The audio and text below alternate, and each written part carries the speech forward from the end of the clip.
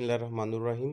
Dear students, बहुत से तालिब इल्म सवाल कर रहे हैं, उनके आज मैं जवाब दूंगा। जिसमें सबसे पहला सवाल जो है पूछा जा रहा है वो ये है कि क्या हम जो पीएमडीसी में जो अब अपनी फ़ीस दोबारा अदा करना पड़ेगी, या जो हमने पीएमसी को फ़ीस अदा कर दिया है वही हमारी रहेगी, या हमें दोबारा नहीं देनी पड़ेगी। दूसरा ये कि अब हमारी जो टेस्ट की जो डेट होगी, तारीख होगी, क्या वो चेंज हो जाएगी? तो इस पर हम बात करेंगे तफ़सीलन। और तीसरी बात है आपका सिलेबस, कि जो सिलेबस है वो क्या रहेगा? और चौथी बात जो कि सबसे अहम बात है वो ये है, क्या अब भी 1 महीना या 20-25 दिन जो लगे थे टेस्ट में उसी तरह लगेंगे, या सिर्फ़ 1 ही दिन में होगा? और फिर हम आखिर में बात करेंगे पीएमसी और पीएमडीसी में फ़र्क क्या है, आपके लिए फ़ायदा क्या है और आपके लिए नुकसान क्या है। तो इस पर वीडियो लंबी ना हो जाए, इसलिए हम इस पर इतने ही सवाल रखेंगे। अगले सवालों के लिए आपकी तरफ से जो आएँगे या इस वीडियो के बाद जो आएँगे उनके लिए हम एक अलहदा वीडियो बनाएँगे। तो वीडियो शुरू करने से पहले हस्ब रिवायत आपसे गुज़ारिश है, चैनल को सब्सक्राइब ज़रूर कीजिएगा ताकि हर आने वाली वीडियो आप तक बर वक़्त पहुँच सके। तो डियर स्टूडेंट्स, इसमें सबसे पहला सवाल ये है कि आपकी फ़ीस का फ़ीस, जैसा कि एक वीडियो में पहले भी मैंने आपको बताया था कि वीडियो और सॉरी जो फ़ीस है वो आपकी कभी भी मरेगी नहीं। ये गवर्नमेंट का मामला है, और गवर्नमेंट जो है इस तरह अगर किसी की फ़ीस लेती है, किसी तालिब इल्म की या किसी भी मद में ले इस तरह की, तो वो ज़ाया नहीं जाती। हाँ, अलबत्ता ये है कि अभी तक पीएमडीसी ने मुकम्मल तौर पर चार्ज नहीं सँभाला, वरना वो कोई ना कोई नोटिफ़िकेशन कर देती। अभी तक उसका नोटिफ़िकेशन नहीं आया।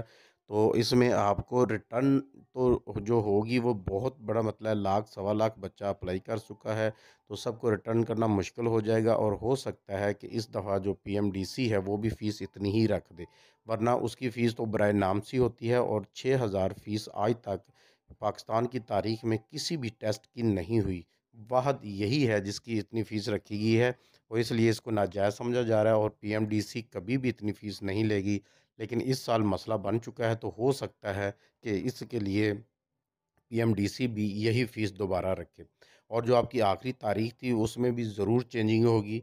और जो आपकी पीएमसी ने रखी थी आखिरी, जब तक आप अप्लाई कर सकते हैं, लेकिन उसमें भी चेंजिंग ज़रूर होगी और 100% होगी।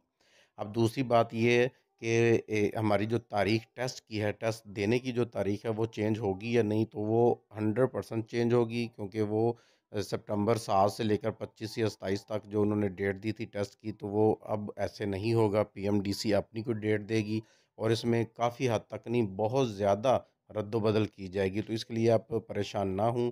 जैसे ही पीएमडीसी मुकम्मल तौर पर इख्तियारात सँभालेगी, वो नोटिफ़िकेशन करेगी, और मैं ये नोटिफ़िकेशन के 15 मिनट के अंदर-अंदर वीडियो बना के आपको आगाह कर दूँगा। तो इसलिए चैनल को सब्सक्राइब ज़रूर कीजिएगा ताकि ऐसी वीडियो आप तक पहुँचती रहें। उसके बाद था ये जो आपका जो टेस्ट के बाद जो आपका सिलेबस का भी एक मसला है। सिलेबस जो है आपके लिए बहुत ही अहम होता है। पीछे जो पीएमसी लेती रही है टेस्ट, उसमें आपने देखा कि अगर 1 महीना टेस्ट हुआ है पिछले साल, तो ये उस 1 महीने में क्या हुआ, आज पेपर बहुत ही आसान आ गया और अगले दिन पेपर बहुत ही मुश्किल आ गया। इवन के कुछ स्टूडेंट्स का कहना ये भी था कि बहुत सारे ऐसे सवाल हमें आए जो दूसरे मुल्कों के सिलेबस में है, जैसे कि इंडिया की बात हो रही थी कि उसमें भी जो सिलेबस था वो हमारे सिलेबस में किसी बोर्ड में भी वो सवाल नहीं थे और आ गए। और बहुत से ऐसे सवाल थे जो गूगल पे जाके देखें तो वहाँ भी कुछ उनका खातिर-ख़ास जवाब नहीं मिलता, तो ऐसे भी थे। और दूसरी बात ये थी कि अगर एक सूबे का बच्चा है तो वो दूसरे सूबे का सिलेबस भी पढ़ना पड़ता था उसे, तो क्योंकि वो पूरे पाकिस्तान तक का था, पीएमसी था, तो पूरे पाकिस्तान लेवल का टेस्ट होता था, दूसरे सूबों का सिलेबस भी मिक्स होता था। अब ना सिर्फ अपने सूबे का आपने पढ़ना होता था, बल्कि दूसरे सूबों का भी आपको थोड़ा बहुत सिलेबस पढ़ना पड़ता था, जो कि एफएससी में आपका होता ही नहीं था। दूसरे सूबे की एफएससी में था तो पढ़ना पड़ता था। तो इसलिए अब जो सिलेबस आपका आएगा वो थोड़ा-सा ज़्यादा ज़रूर हो जाएगा। ये आपके लिए हैरानकुन बात है कि पीएमसी ने सिलेबस थोड़ा किया था, लेकिन आपकी एफएससी दूसरे सूबे की एफएससी उसमें से भी थोड़ा-थोड़ा मिला के किया हुआ था। लेकिन अब जैसा कि पहले 2019 से पहले पीएमडीसी जब टेस्ट लेती थी तो उसका सिलेबस थोड़ा ज़्यादा था। अब वही सिलेबस दोबारा उसी तरह वो ज़्यादा कर देगी। लेकिन वो हो ये होगा कि आपने जो एफएससी में पढ़ा होगा वही होगा, किसी दूसरे सूबे का नहीं होगा। सबसे बड़ी बात आपके लिए ये होगी। सिलेबस ज़्यादा ज़रूर हो जाएगा, लेकिन वो इतनी बड़ी कोई बात नहीं होगी, जिसमें 80-60 केमिस्ट्री के 80 होते थे, सॉरी बायोलॉजी के 80 होते थे, जिसमें केमिस्ट्री के 60 क्वेश्चन होते थे, और जो 40 क्वेश्चन जो होते थे वो फ़िज़िक्स के होते थे और 20 क्वेश्चन जो होते थे वो आपकी इंग्लिश के होते थे। तो अब भी इसी तरह ही बनाएगा पेपर बनाया जाएगा और हो सकता है, लेकिन इसमें अगर कुछ चेंजिंग आती है, पीएमडीसी भी इसमें कुछ चेंजिंग लाती है तो वो भी हम आपको बता देंगे। इसलिए चैनल को सब्सक्राइब ज़रूर करें। तो इसके बाद है कि क्या टेस्ट, सबसे बड़ी बात, क्या टेस्ट महीने में होगा या 1 दिन में होगा?